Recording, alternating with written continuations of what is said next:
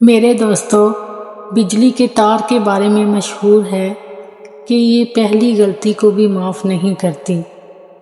اس کی تار کو غلطی سے پہلی دفعہ ہاتھ لگ جائے تو پھر بھی نقصان پہنچا دیتی ہے، لیکن اللہ تعالیٰ کی ذات ایک ایسی ذات ہے کہ وہ انسان کی پہلی غلطی پر اس کی پکڑ نہیں فرماتے، کیونکہ وہ بہت کریم ذات ہے۔ وہ مہربانی فرمانے والے ہیں۔ وہ ایک آدھ غلطی پر انسان کو سزا نہیں دیتے۔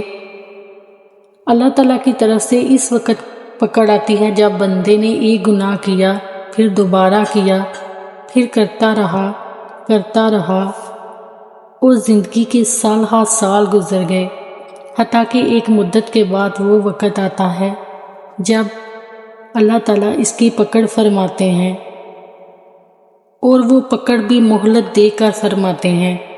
قربان جائیں اللہ پر کہ بندے کی بار بار نافرمانی کے باوجود اسے مہلت دیتے ہیں کہ شاید اس مہلت سے فائدہ اٹھا کر رجوع کر لے۔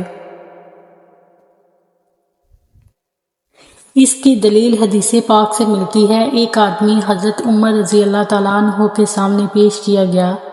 اسے چوری کے جرم میں پکڑا گیا تھا۔ کہنے لگا، اے امیر المومنین، مجھے معاف فرما دیجئے، مجھ سے پہلی دفعہ غلطی ہوئی ہے۔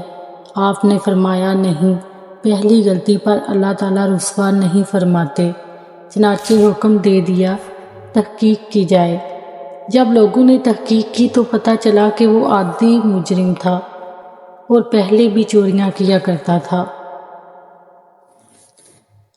پیارے دوستو، اللہ تعالیٰ ہم سے اتنی محبت کرتے ہیں کہ کبھی بھی ہمیں پہلی غلطی پر رسوا نہیں کرتے۔